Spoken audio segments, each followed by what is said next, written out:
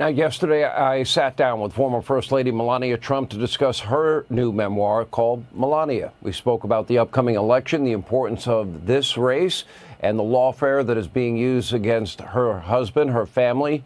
Here's part one of that interview. Take a look.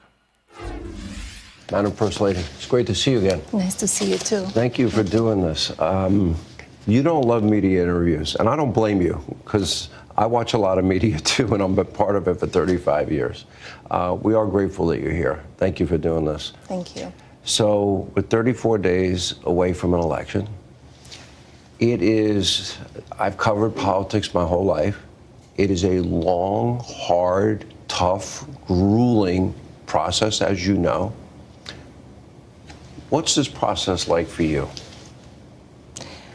As you said, it's a long process, and you just need to be in it and enjoy it as much as you can. Also, you need to be very focused and take it day by day.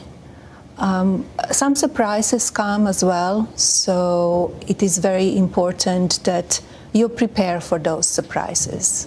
What's election day and election night like for you? I'm sure if I was on the ballot, I would imagine I'd probably be a wreck. You know? Well, as I explained in my book, I'm very calm.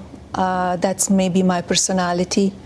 And because I know on the election day, it's all in the people's hands. Yeah. People decide what they want for this country. And it will be again this year on November 5th. Yeah, here we go again, your third run. You know, one of the most interesting stories to me is when, and I've known your husband for many years, long before he ever got into politics. And then when he was thinking about it, we had a lot of late night conversations about issues, and we would kind of go back and forth and debate. And what's so fascinating is that he was going up against 16 of the top governors and senators in our country. And when he brought the issue to you that he was thinking of running, you're quoted as saying, well, you know, if you run, you're going to win. True story? True story. How did you know? I saw how people react to him, and his a passion for this country. And we travel all around the world, and he was making speeches at that time, and I saw what the people want, and I think the country was ready for change. They wanted to have somebody who was not in politics all the time, and I saw it. I saw in him as well that he really wants to do it at that time. He was talking for many years, but he really felt 2016 was the right time. What, if anything, is different this time around? I would think that the world, and especially United States, is more divided than ever before. We are dealing with much more danger, and especially we see what's going on the world and the threats that we get, and my husband, what he went through in the last few months. Yeah, I'm going to get to the issue of the assassination, and there are new threats, as you know, and we'll talk about that. Let's talk about the divided country. And you often talk about you want the country united. I like the country united. Some people wouldn't believe it, but I have very strong political beliefs about what the right thing to do is to get the country on the right track, putting politics aside. How do you reconcile those that want open borders and those that want secure borders? Those that want high taxes and those that want tax cuts and a free market economy? How do you reconcile those that want to defund and dismantle the police and those that believe in law and order, or those that believe in energy independence and those that don't, or those that believe in peace through strength and those that, for example, Kamala Harris doesn't think we should use the words radical Islamic terrorism? How do you reconcile such differing views in your view and be united as you want, like you talk about? I think we need to listen each other.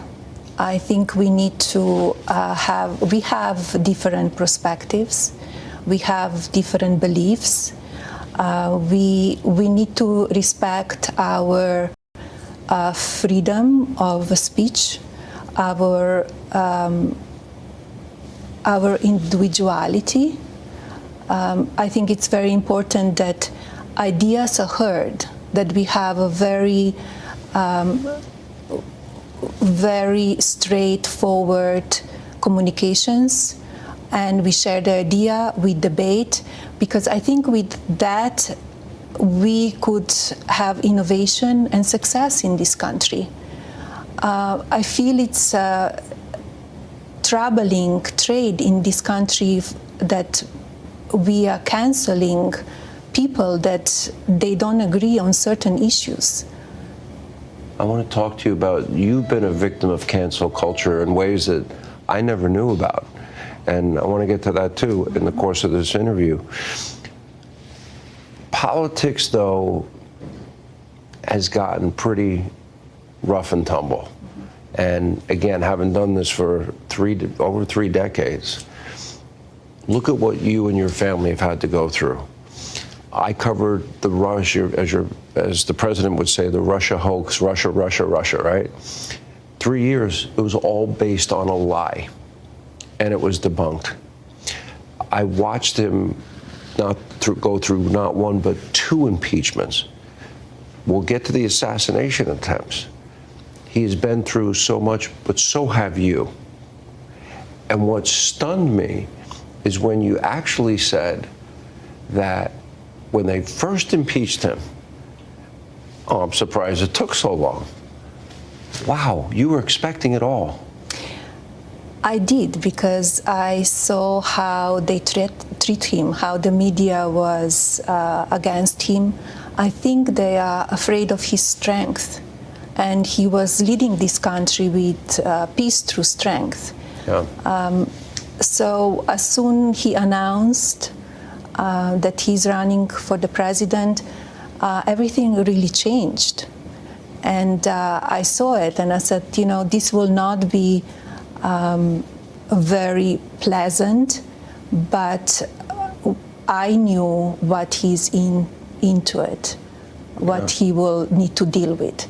And as soon he announced a presidency, and then when he won, they start already talking about the impeachment. The opposition newspaper had the front page story, impeachment is starting. So I always said to him, what is next? So it's, in one way, you're not surprised. And every event that it happened, I'm thinking, what is next? What they are trying to do. And you always fear the worst, and that it happened.